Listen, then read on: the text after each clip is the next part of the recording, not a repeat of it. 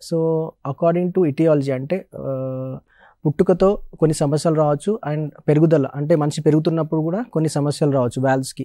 So పుట్టుకతో వచ్చిన valve సమస్యలు మనం కంజెంటల్ హార్ట్ డిసీజ్ అంటాం. అంటే కంజెంటల్గా పుట్టుకతో కొన్ని కవాటాలు వీక్గా ఉండొచ్చు, లేకపోతే వాటికి ఏమైనా హోల్స్ ఉండొచ్చు అండ్ వాటి పనితీరు సరిగా లేకపోవచ్చు. దాన్నే కంజెంటల్ వాల్యులర్ హార్ట్ డిసీజ్ అంటారు.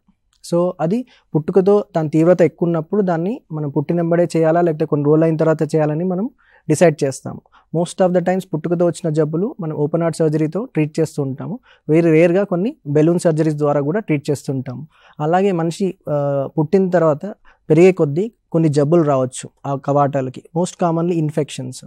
సో ఇన్ఫెక్షన్స్ అంటే కొన్ని మోస్ట్ కామన్ ఇండియాలో ప్రివలెంట్గా ఉన్నది rheumatic heart disease. Rheumatic heart disease అంటే జనరల్గా చిన్నపిల్ల ఏజ్లో లైక్ 5 to 15 ఇయర్స్లో స్ట్రెప్టోకోకస్ ఇన్ఫెక్షన్ రావచ్చు. అది మోకాళ్ళ వాపులు వీటితో వచ్చిన తర్వాత గుండెకి ఇన్ఫెక్ట్ అయ్యి గుండె కవాటాలు స్లోగా వాల్వ్ లీకేజ్తో పాటు కవాటాలు ముసుకుపోతూ ఉంటాయి విత్ ఏజ్. కొంతమందికి చిన్న వయసులోనే కవాటాలు లీక్ అయ్యి సిమ్టమ్స్తో ప్రజెంట్ అవ్వచ్చు లైక్ దమ్ము, ఆయాసం.